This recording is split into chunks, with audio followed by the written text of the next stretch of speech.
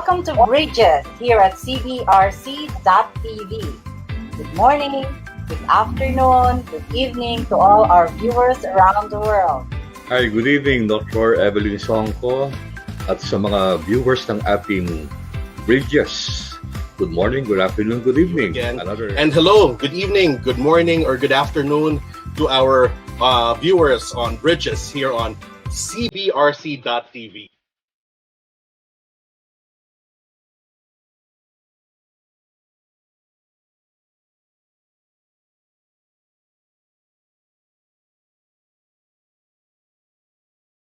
Welcome to Bridges here at CBRC.TV. Good morning, good afternoon, good evening to all our viewers around the world. Hi, good evening, Dr. Evelyn Songko at sa mga viewers ng ating Bridges. Good morning, good afternoon, good evening. And hello, good evening, good morning, or good afternoon to our viewers on Bridges here on CBRC.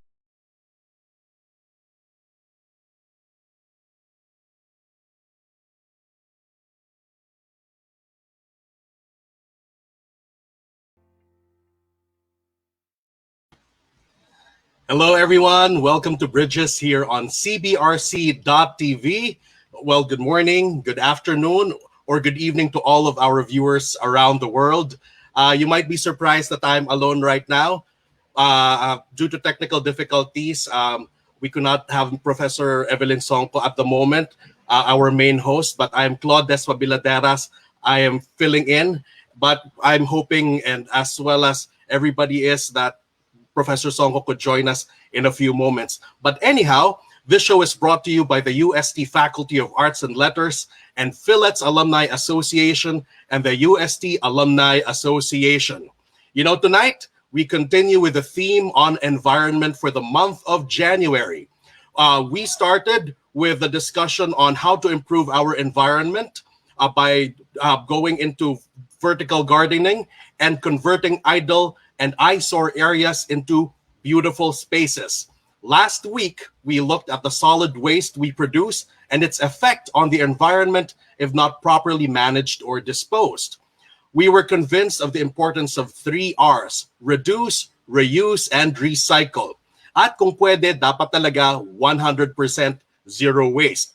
But since it is so hard to do that, tonight we will discuss what each one of us can do for the environment by knowing how to handle our waste before they are collected for disposal by our local government. Tonight, we are very lucky to have with us the owner of the company who does the collection and disposal of our garbage every day. She will discuss with us the importance of doing segregation at source in our homes and places of work.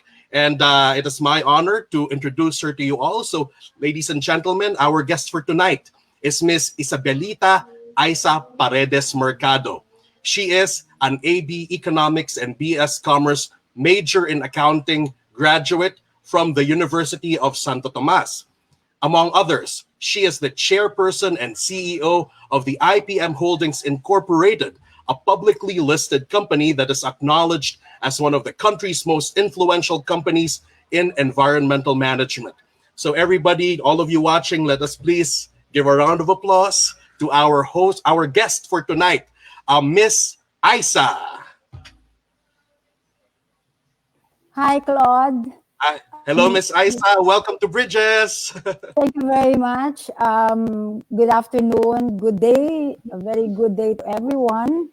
And thank you for your very, very kind introduction. And thank you also for having me tonight or today as one of your guests or as a guest. And thank you also for the CBRC TV viewers from around the world. And of course, the UST Artlets and the Phillips Alumni Association for sponsoring this episode. Magandang gabi po also, Dr. Evelyn. I think you are already here. Yes, Dr.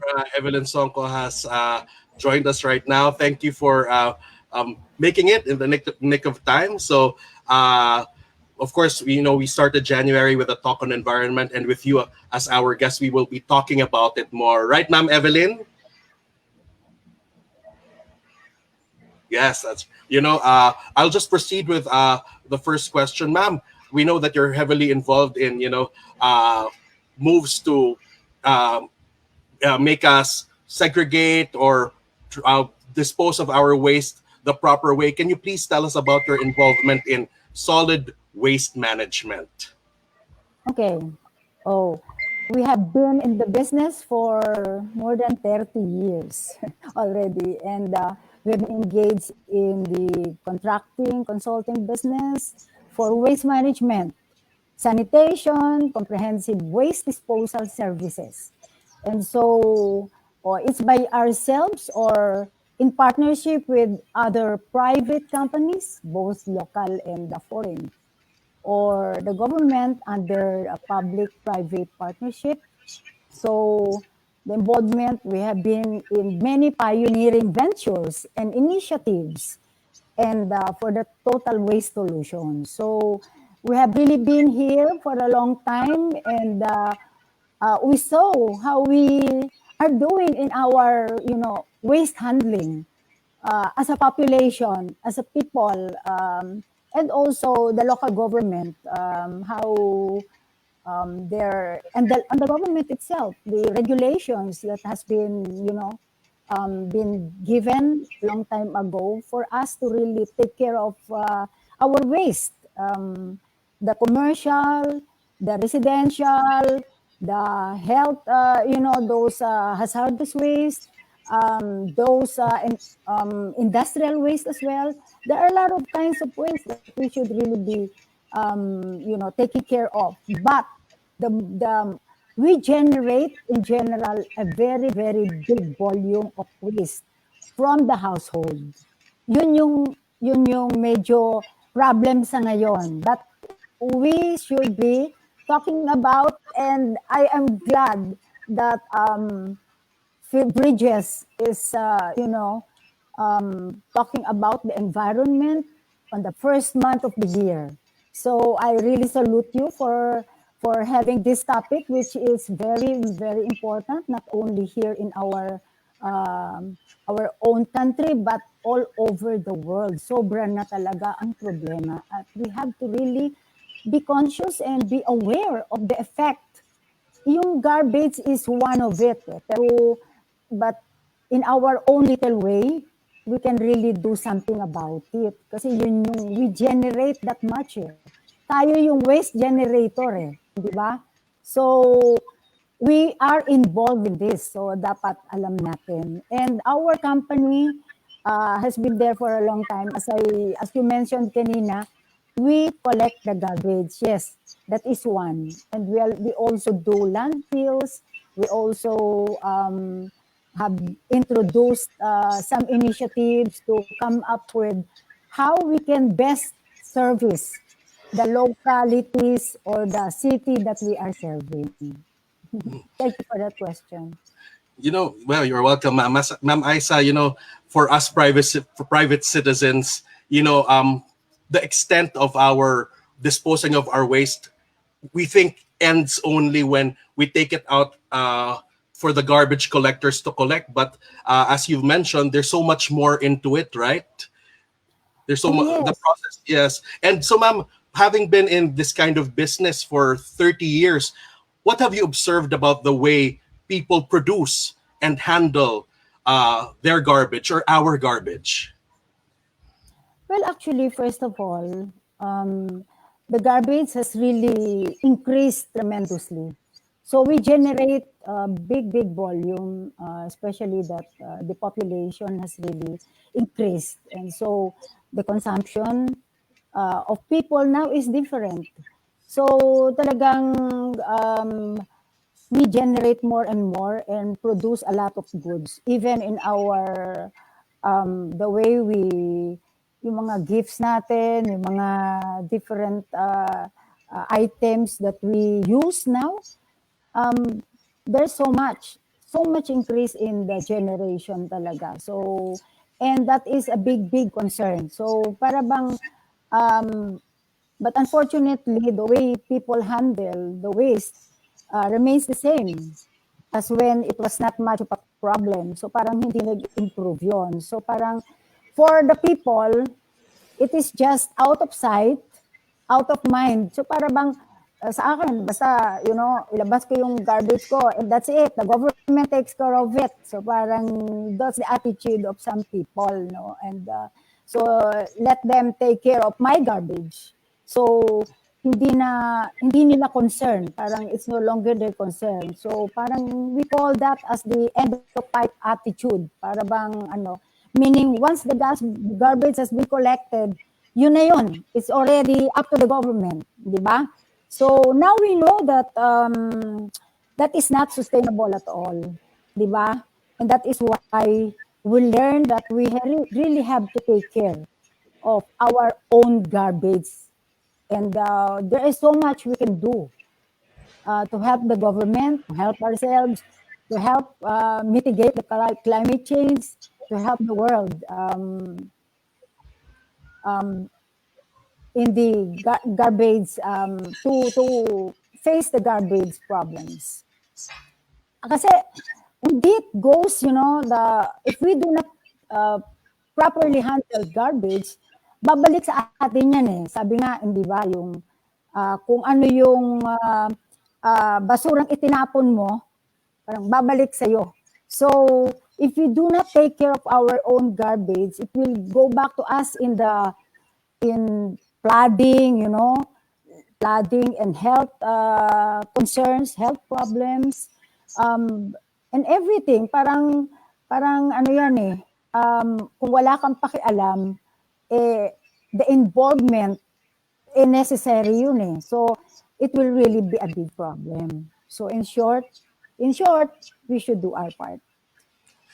Ma'am, you mentioned earlier the increase of the population. And in my conversations with many people about the different aspects of society, like yung traffic problem, lack of jobs, lack of classrooms, and lack of infrastructure for public school students, I mentioned yung burgeoning population ng country. And you also mentioned that is also a factor in our waste disposal. So I agree that that's something that the government and the country should really look into, because it affects so much in terms of how our society is. And ma'am, I also like to ask, has there been an improvement in the way the government manages how waste is being collected? Yeah, very much. Actually, waste collection is handled by the city. So, devolved na sa city yung responsibility na yun. So, they're the ones getting the contractors, and also, not only that, syempre, they also talk to their constituents or the barangays to have the involvement. But I would say, and I would like to compare it to before, there's a very, very big improvement so far sa ngayon. Even if napakarami ng garbage. Talaga namang, kasi the government has passed the Ecological Solid Waste Management Law, or the RA 9003. Diba? So with that, the local government is guided. Diba? So guided ang government doon sa batas na yon. And so there has been innovations also, and many improvements in the collection and transport of the garbage. As you see, dati wala namang mga compactors, may mga compactors na rin ngayon that syempre we wanted to improve our service. So para we can see that syempre innovation is important eh. Nandiyan na tayo eh, lahat eh, improvement na eh, no? So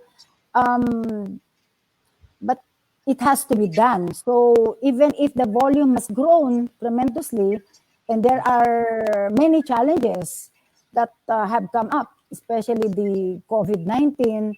So nakita nyo, even that time, the collection and the taking of the waste has continued. Hindi naman na ano, and that is also because the local government is really working on how they can support also the contractor. So we cannot do it alone. So talagang nandiyan din sila to support us, and also our health workers who are the waste workers, I mean, who have been doing their share. They're also like the frontliners kasi importante yung health concerns natin during the pandemic. So, Yes. and so despite that, and despite the numerous problems na hinaharap ng mga health garbage collectors natin, they make sure that this vital service is done during this challenging period of our history. And nakita naman natin na talagang maski na naka-lockdown ang mga tao, everybody is amazed that yung mga workers natin that is collecting their garbage or accepting sa landfill yung mga ating mga waste, hindi talaga 24 hours yan. Yes. Hindi talaga huminto.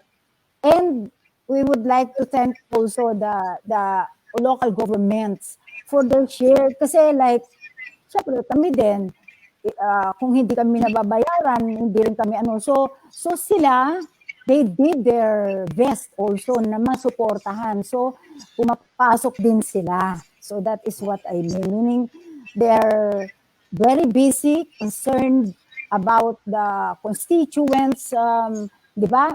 Oo, yung walang trabaho, naka-lockdown lahat. So you can see the tremendous challenge that they encountered. But same with us, lumakas yung loob namin because nandiyan dyan ang support ng everyone, lahat-lahat. So yun, during this pandemic, talagang hindi kami naghinto. And the government also. And for the, as I mentioned kanina, meron tayong RA 9003 that has been signed into law long time ago. And so that is a framework that is being followed. And you said kanina yung segregation, kasama doon yan. Yes. Ma'am, it's good to hear from you that garbage collection has continued despite the pandemic, right? Because we assume that everything else has stopped. So many things, so many businesses stopped. So much in the economy got affected, got paralyzed. Pero to the waste workers, thank you very much and God bless them. I know the Filipinos owe you a lot. We should be grateful to them talaga, di ba, ma'am? Apo. Ma'am, Isa, we'd also like to ask, I think because since we started our show in January, we resumed after the Christmas vacation. As mentioned earlier, we've been talking about the environment. We've had wonderful guests, you being one of them now. And over the past weeks, maraming mga people concerned sa environment ang nanonood. Ano yung pwede ninyong mapayo sa kanila regarding the proper way of handling our garbage? Okay. As I said and mentioned about the Ecological Solid Waste Management Act, and it prescribes what you call an inverted pyramid. And the main focus of that is waste avoidance. So, meaning, we should look for ways. We should look for make effort to avoid producing more garbage sana. Pero that is if we can, di ba? And we should practice the 3R, which you mentioned, tama yun. The reduce, reuse, and recycle. And kasi alam mo, we notice as collectors of garbage, talaga namang it takes effort kasi to do this. So yung iba, madali lang, naghahalo-halo lang. Pero maganda sana if we can really, segregate it at source. Yung meaning sa household pa lang. Kasi yung the treatment of the residual waste could come last. So sa reusing and recycling, we have the materials recovery facilities that can help us divert the waste para mabawasan yung waste that goes to the landfill. And therefore, it can become a resource that we can still use. Remember that what we call a man's trash can be another man's treasure. Diba? So So, and just like the plastics that we throw, there are actually many things that can be done and we can use out of that plastics. So, and that is a big volume, that we can convert. So actually, we have a processing facility, and we call it the refuse-derived fuel facility that can segregate and that can segregate yung waste. Pero siyempre initiative namin ito dahil hindi nangyayari ngayong segregation at source. But of course, this machine will work better kung segregated at source also na. And then, isi-segregate pa doon. Kasi yung quality ng ma-generate natin na RDF has a better value or a better quality. Kasi this RDF, we supply to the cement companies. So, yung cement companies, di ba, they use coal, they use fossil fuel. So, now they are very conscious also of addressing the pollution and what they do, no? So to decrease the fossil fuel that they use, they turn into using part of it, parang co-processing yung RDF that is made out of trash, yung ating trash that we generate na pwedeng mag-serve as fuel. Yon. And we can help this effort by practicing also the segregation as mandated by law. Meaning, yung household level ng mga population should separate the recyclables and the compostables. And therefore, the residual waste na lang yung madadala natin sa landfills, no? So, by separating the recyclables and the biodegradables from the non-biodegradables, the waste go a long way in helping the government's efforts to divert the non-residual waste from the landfills. So we can show now a video of that machine. If you are ready, maybe we can have it. Yes, we're going to have somebody play it for us any moment now. So we can share it with you. Okay, that one.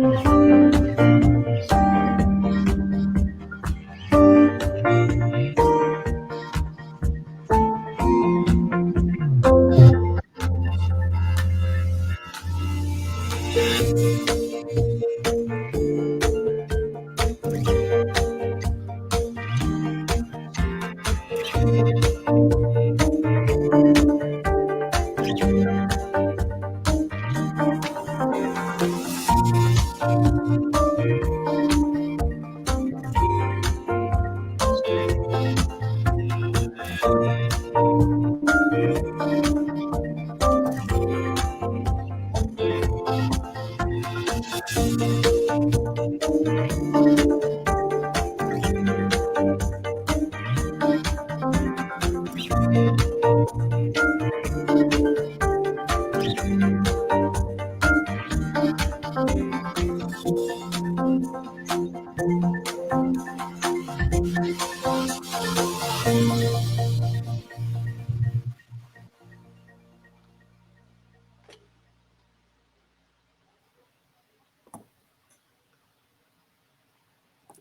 my Mama Isa, thank you very much for presenting that videos. You gave us a sneak peek into what happens to our trash when it's been collected. Ganun pala yung process involved, no, ma'am?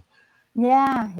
So we run through it and then we process it. So yung final ano niyan goes to the cement companies. So at least may nangyayari pa din what good about the garbage that we can generate yung recyclables that we can put into this machine. So can still Yeah. be reused. Yeah, Resource. talagang makakatulong sa inyo talaga pag at source, meaning at home. Kami, yung mga private citizens, sinesegregate talaga namin ng maayos yung aming trash, hindi po ba? Kaya yun yung dapat namin gawin. Opo. Yes, So, if we can only do that, that will be a big help talaga. so ma'am, you mentioned something, can you give us an example of innovative ways of handling our garbage? Some innovative ways. Yeah. Okay. That is one of the initiatives namin, no? Kasi we collect garbage from the streets, from some are commercial, but most are the households, no? So and we bring it to the facility para we can see how much volume can still be set as a resource so that we can process in that facility. So if your question is innovation and what we can do, we still do, no? For me, Claude, Yes, ma'am. before I myself do not appreciate. I thought hindi po pwede ang zero waste.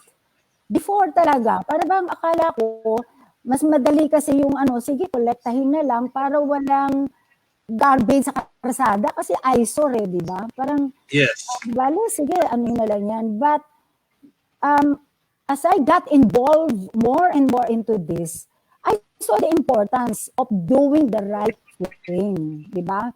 And so, I got more aware and got more involved, so I got more engaged. And the first hurdle, I think, as in sa aking sarili, is awareness. Kailangan aware tayo, di ba? Ang mga tao, ano ba talaga yung bakit? Bakit ba ako magaganyan? Ano ba yung nagagawang masama pag hindi? Ano ba yung nagagawang mabuti if I do the segregation, di ba? So, I think awareness. And with that, I think, kaya nga, others are saying that children should also get involved, di ba? So, that is a big and very good indication na hindi lang yung matatanda, kasi lahat din talaga waste generators, di ba? So if we involve the children, ayun, sila na mismo ang magsasabi sa parents na, oh, let us recycle this. So why? Kasi pwedeng turuan ng mga bata.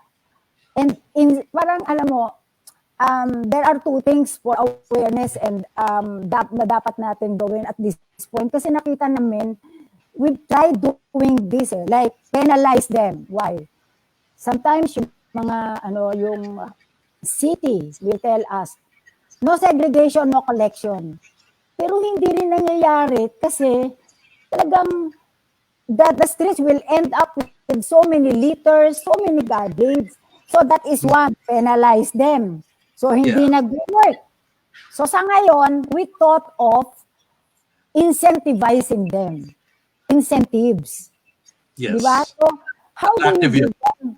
Yes. So how do you give them incentives? Diba?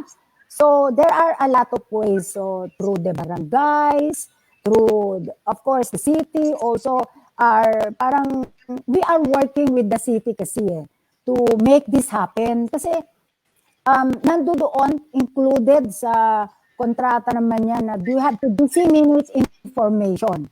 So that is one, awareness na, no? Pero hindi mo rin magawa because not everybody reads it, not everybody wanted to get involved kasi they're very busy doing, kailangan kumita sila for their family, especially those low-income people that has to take care of their food on the table first, di ba? So, Immediate needs, immediate personal concerns. exactly. So, Yeah. so hindi naman natin sila masisisi because they have to take care of their family first and their food on the table. So us, siyempre nag-iisip din kami ng way para makatulong sa amin kung sa atin government, no? So we thought of to incentivize nga, give incentives and encourage para ma-encourage yung segregation at source and segregate the recyclables and bring them to us instead of throwing them away, di ba? So, That's right. meron kaming ngayon that we will soon be launching very soon.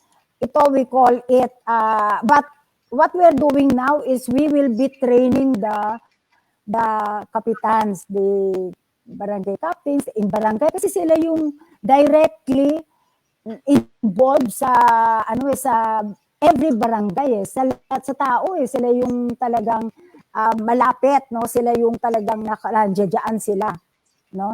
Nasa ground sila. So we call this cashback award. May points. Meron tayong environmental points for every purchase goods and services from our participating merchants.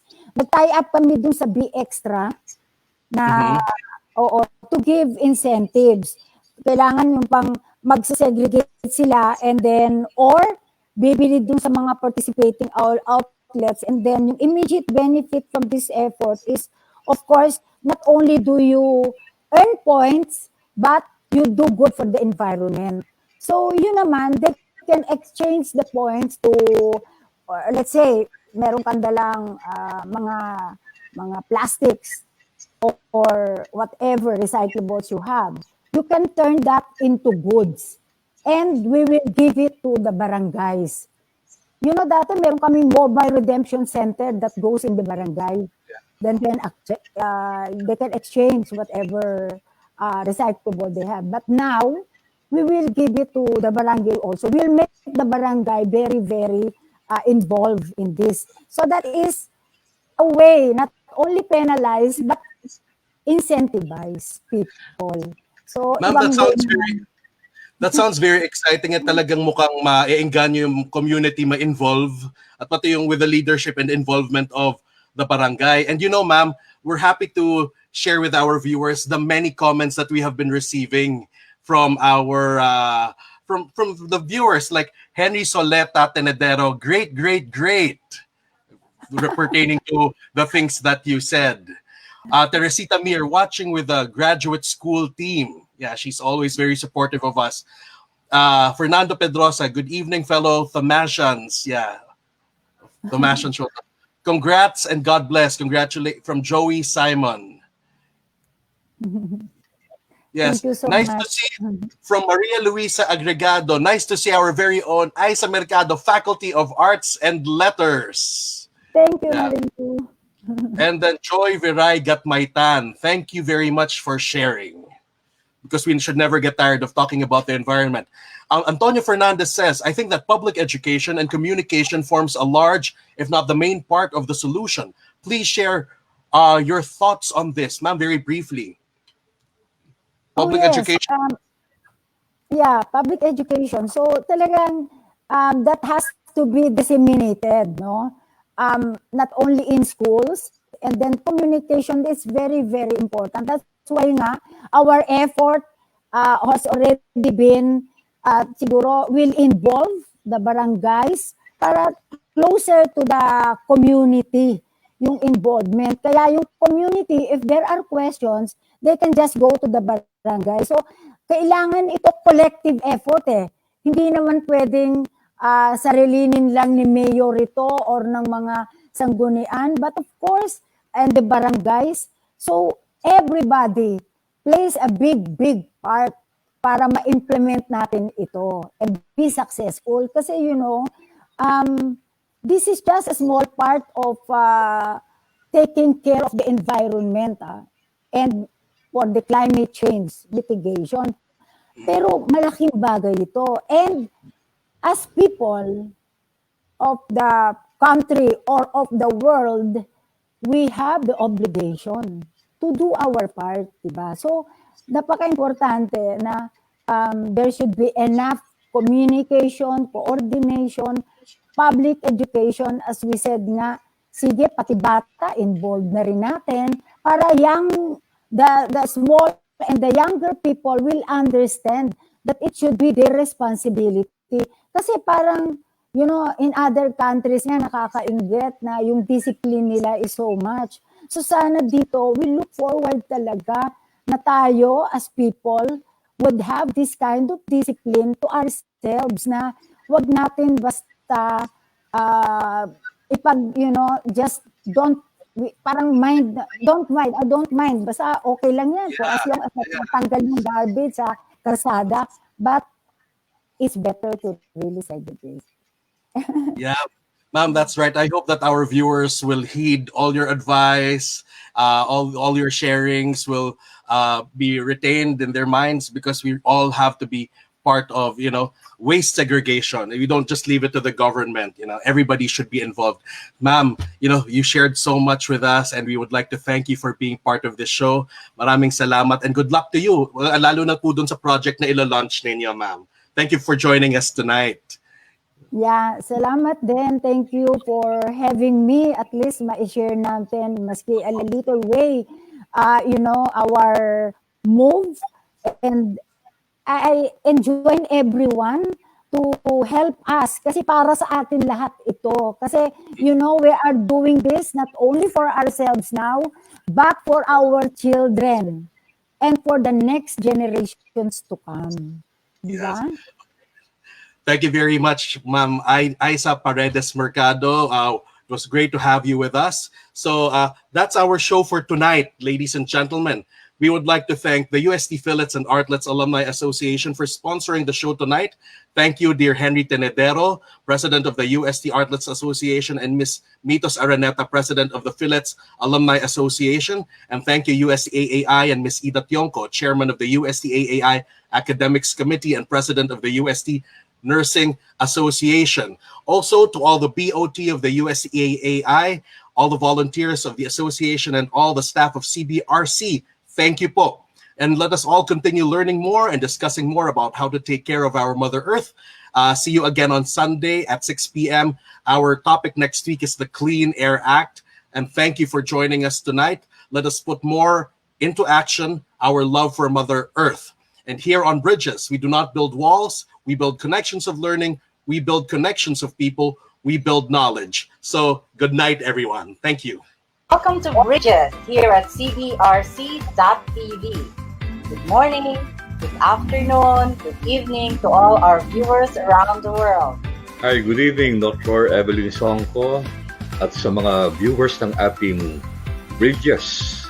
Good morning, good afternoon, good evening. And hello, good evening, good morning, or good afternoon to our viewers on Bridges here on CBRC.